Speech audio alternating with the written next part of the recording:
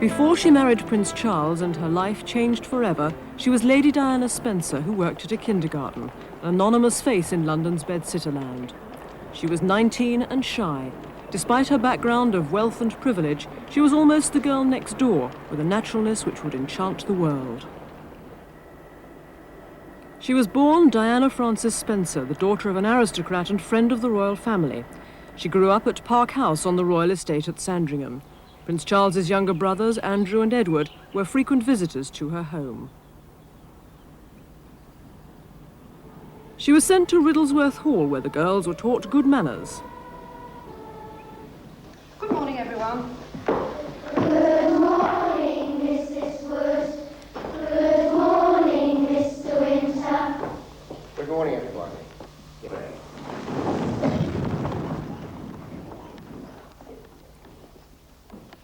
Diana's parents had separated and there were bitter battles for custody of the children, which greatly upset her.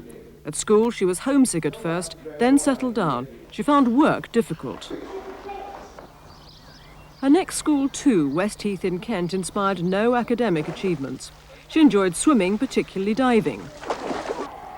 As Princess of Wales, she made a joke of her education and her lack of academic success. On a visit to Westheath 10 years later to open a new sports hall named after her former headmistress, she recalled past misdemeanours and the price she had to pay. My years at Westheath were certainly very happy ones indeed. I made many friends who I often see, and in spite of what Miss Rudge and my other teachers may have thought at the time, I did actually learn something. Though you would never have known by my O-level results. During her time at Westheath, her father had succeeded to the Spencer earldom and gone to live at Althorp Hall in Northamptonshire. He got married again by now to the former Lady Dartmouth.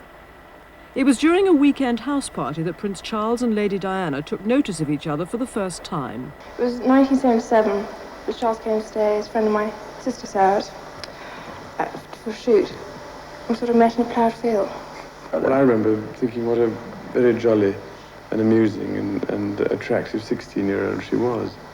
And, I mean, great fun and bouncy and full of life and everything. Lady Sarah Spencer was one of a number of suitable young ladies Prince Charles had been photographed with. He was the world's most eligible bachelor, a magnet for admiring and aspiring young women. He had a number of girlfriends. The chances of each of marrying the heir to the throne was avidly discussed in the press. One name mentioned more than most was Princess Astrid of Luxembourg, even though she was a Catholic. Then a new name emerged. Lady Di, the name she would be known by throughout the world, by now shared a flat in Kensington with 3 girlfriends. She adored children and helped with the infants at a kindergarten in Pimlico. I wanted to teach children, and they said, why not come along? So I first started off doing afternoons, and then I took over the mornings and did whole days. But I only worked 3 days a week at kindergarten, and the other 2 I looked after American baby boy, which nobody seems to realise.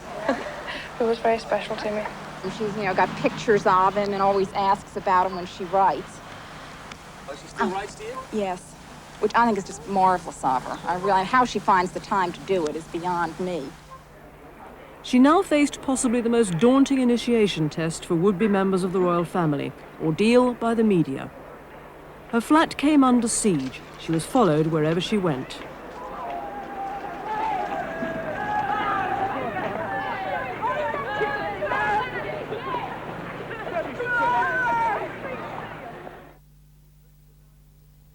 She regretted allowing this photograph to be taken. It showed her without a slip. She was embarrassed. Charles was said to be delighted by it. The question now was not if she would marry Prince Charles, but when. Is there any possibility of any announcement of your marriage in the near future? Can you tell me? Can you tell me if there's any possibility? I'm not going to say anything, afraid. Right, but Prince Charles did give us a hint himself. He said we wouldn't have to wait too long. In February 1981, the waiting was over. Buckingham Palace announced that Prince Charles and Lady Diana were engaged. The ring was a sapphire surrounded by diamonds.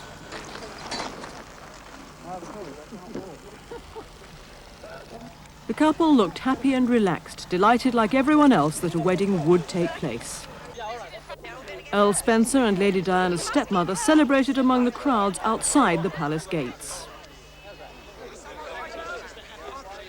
Inside, Lady Diana was facing up to a future she could hardly have dreamt of. Yesterday you were a nanny looking after children. Now you're about to marry the Prince of Wales, and one day you would, in all likelihood, be Queen. It's a tremendous change for someone, if I may say, of 19 to make all of a sudden, the transition. It is, but I've had a small run out to it all in the last 6 months. And next to Prince Charles, I know I can't go wrong. He's there with me.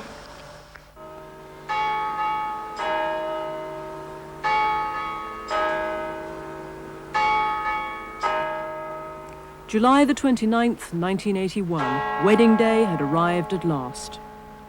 In a few hours, St. Paul's Cathedral would become the focus of the world. The revellers were out all night. Today was a national holiday, and they would make the most of it. 750 million people would be watching the ceremony live on television. The world was waiting to see Diana. Prince Charles was already on his way. Clarence House, where shortly the bride would emerge. The first glimpse of her was not a moment to miss, despite taller people in front of you.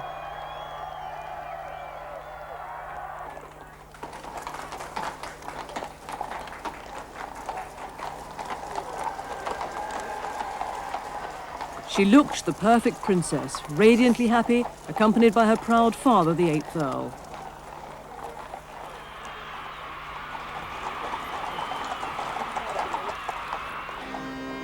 Now it was time for the bridegroom to get in position, with a wink for favoured friends. Outside, the glass coach arrived. The bride stepped down and let the world see and admire her dress. Ivory silk, embellished with old lace and mother-of-pearl sequins. It had a train 25 feet long.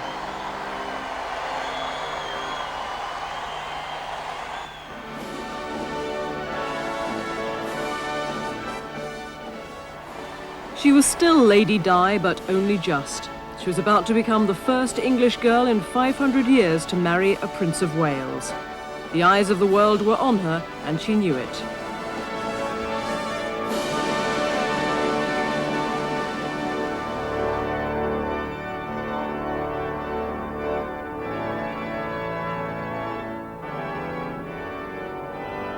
He says you look wonderful. She says wonderful for you.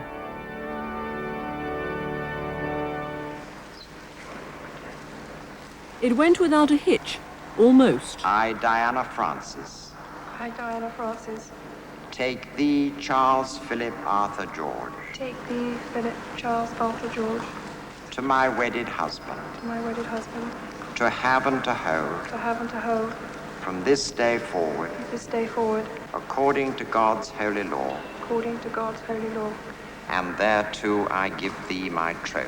and thereto I give thee my troth.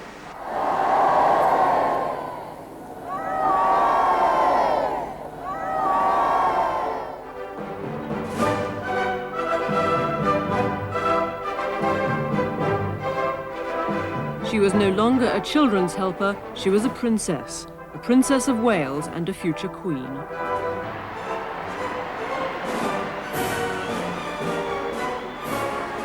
On their drive back to Buckingham Palace, rice rained down upon them, a traditional symbol of good luck.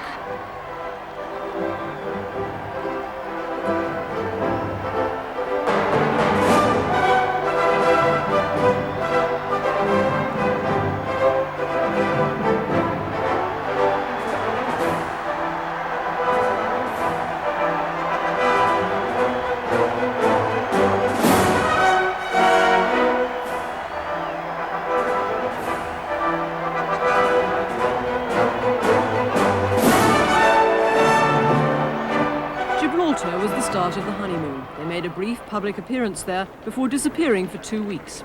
It gave the people of the Rock a chance to express their loyalty and Diana a chance to adjust to being Princess of Wales.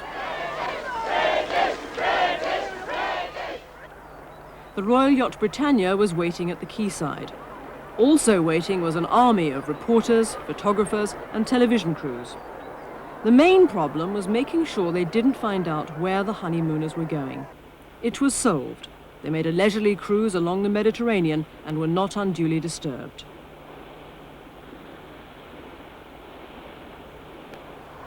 They came back relaxed and refreshed, ready for the future. Back to Deeside near Balmoral, where they'd been spotted together for the first time a year before. And they came back to those same reporters, photographers and television crews who'd been denied their story for the past fortnight. How are you enjoying married life? Highly recommend. How do you like to book Balmoral as a place? Have you cooked a breakfast yet?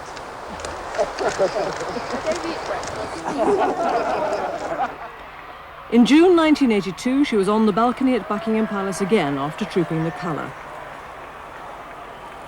It had long since been announced she was expecting a baby, and the birth came a few weeks later. Prince Charles emerged every bit the proud father. I'm obviously relieved and delighted. It's marvellous. It's rather a grown-up thing, I found. It's rather a shock to my sister. He's in marvellous form. Does the baby have any hair? He looks marvellous. As with all major royal announcements, a notice was posted on the gates of Buckingham Palace. The Prince and Princess allowed a brief glimpse of their baby before driving home to Kensington Palace. The baby was christened William Arthur Philip Louis, Prince William of Wales, known to his family as Wills. The succession was secure. The royal family of the 21st century was taking shape.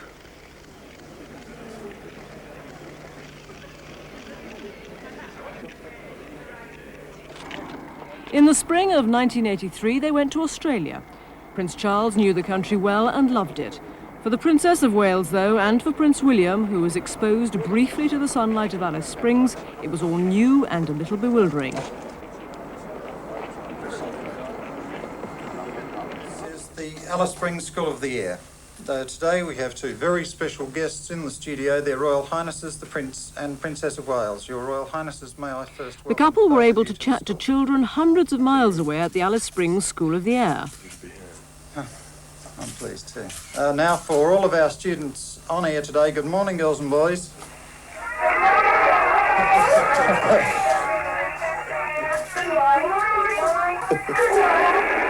Does Prince William have a favourite toy?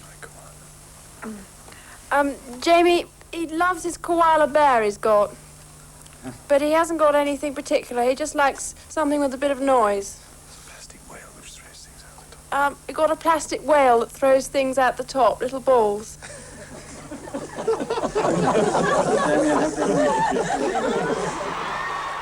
Balloons greeted them in Canada later that year, as the princess continued the process of being introduced to the Commonwealth.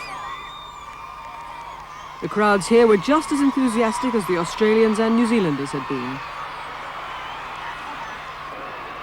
One little boy did a Jack-in-the-Box impersonation to plant a kiss on the princess's cheek.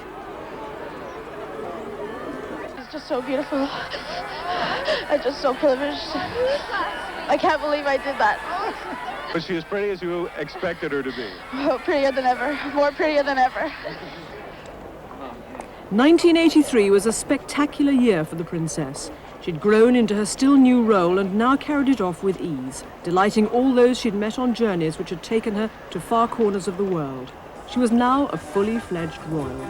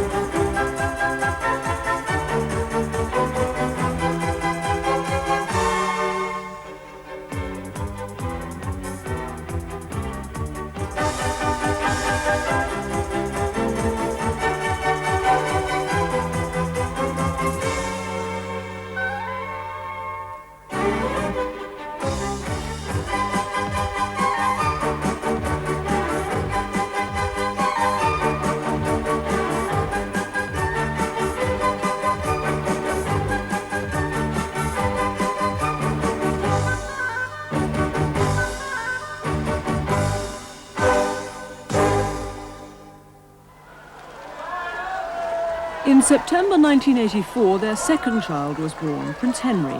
In the 2 years since William had come into the world, she had matured.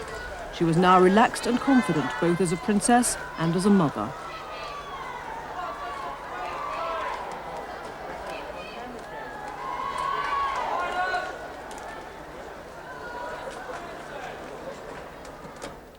She was carrying out more and more official engagements on her own. Her interests were with the very old, the very young, and those in hospitals and hospices.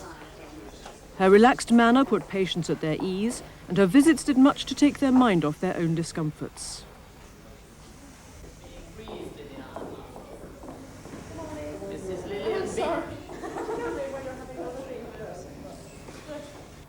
Drug abuse was another of her concerns. She wanted to be involved in the fight against it and spoke of the problem in Newcastle. We have a battle on our hands. It has to be waged on two major fronts: prevention and cure. As far as prevention is concerned, parents and teachers are in the front line.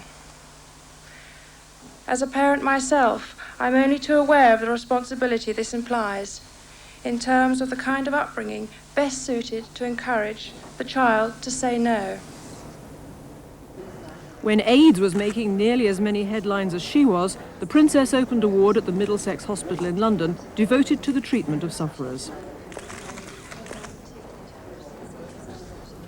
She had made a point of shaking hands with and talking to a member of staff who carried the disease, and by doing so, helped to dispel some of the myths surrounding it.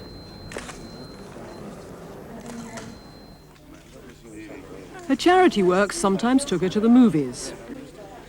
This was the premiere of Children of a Lesser God. She and Prince Charles visited the James Bond film set. The premiere of The Living Daylights would be in aid of the Prince's Trust. They were shown one of Bond's secret weapons.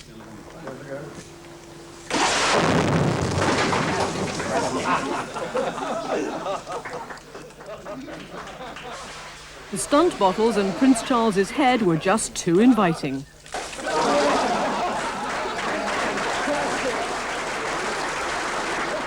The children were growing up. William began his first day at school.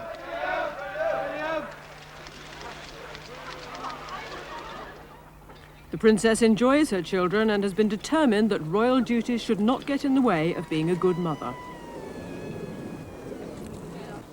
The children don't always behave in a royal way. This is Harry.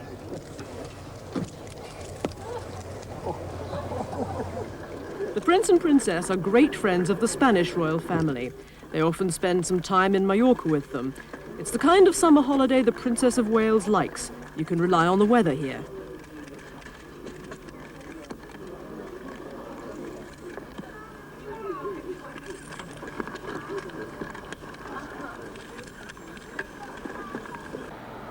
Every year they arrive in Scotland for a holiday with the Queen at Balmoral. The Princess of Wales is said not to like long holidays in Scotland very much. It's too damp for her. But like Prince Charles, she enjoys skiing, and the couple have regularly been to Cloisters for a winter's break. It was here that rumours of a royal marriage rift began to emerge. The Princess of Wales and her new sister-in-law, the Duchess of York, engaged in some horseplay in front of the photographers.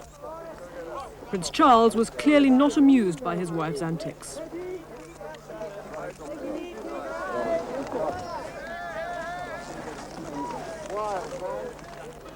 For the next few months, the press was full of stories about problems between the Prince and Princess. They were fueled by the couple spending considerable time apart. Prince Charles went to Africa on a three-nation tour, a throwback to his bachelor days. They even spent their wedding anniversary apart, he visiting woodlands in the Duchy of Cornwall,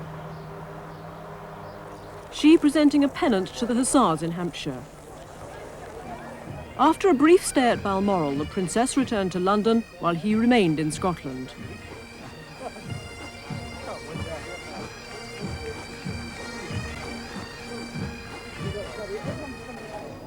The couple had spent a month apart when they reunited to visit Welsh flood victims.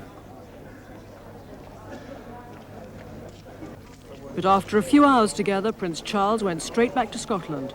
The rumours about their marriage were now presented as fact. The turning point came at the start of a visit to Germany when Prince Charles appeared to go out of his way to demonstrate his affection for his wife. But my wife came here for the first time in 1985, when she visited one of the British regiments stationed here in her capacity as one of the more glamorous colonels in the British Army.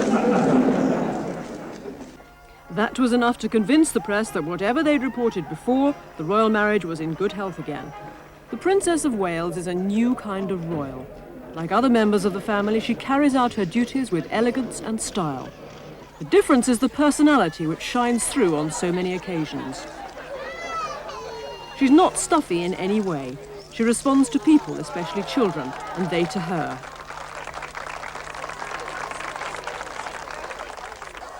She's royal but still approachable.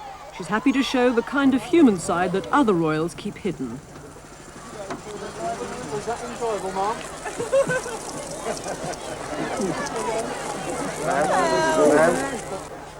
She still blushes easily, as when she presented a trophy to a group of Australian lifeguards, recalling the days of shy Di at the very beginning. Well, now, what a great photograph.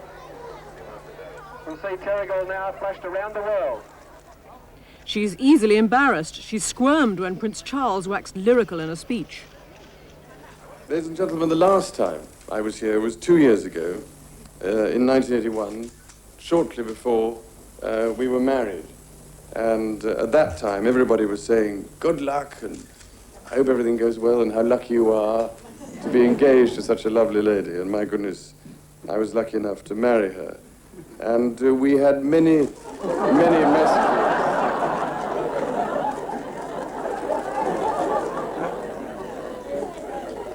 It's amazing what ladies do when your back's turned.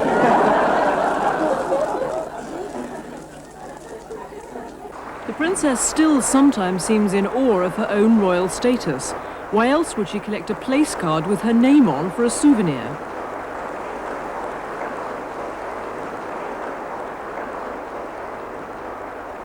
There are 12 years between her and Prince Charles. It's most noticeable in their personal pursuits. She likes pop music and clearly enjoyed Live Aid.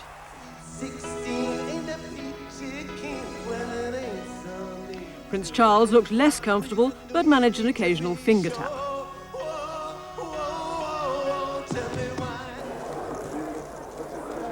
When Michael Jackson came to Britain, she seemed almost as pleased to see him as he was to see her.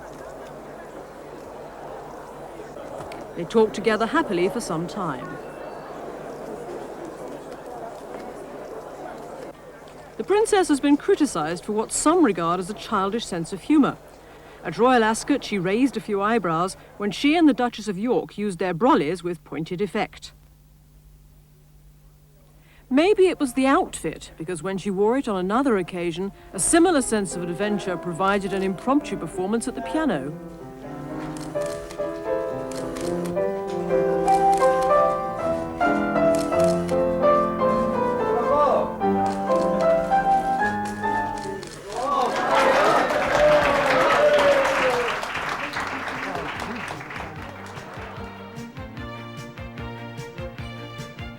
She's come a long way since walking down the aisle at St. Paul's on her father's arm.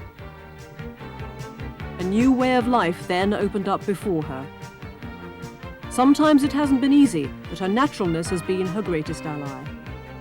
Since that day in 1981, she's visited many, many countries and has met many thousands of people.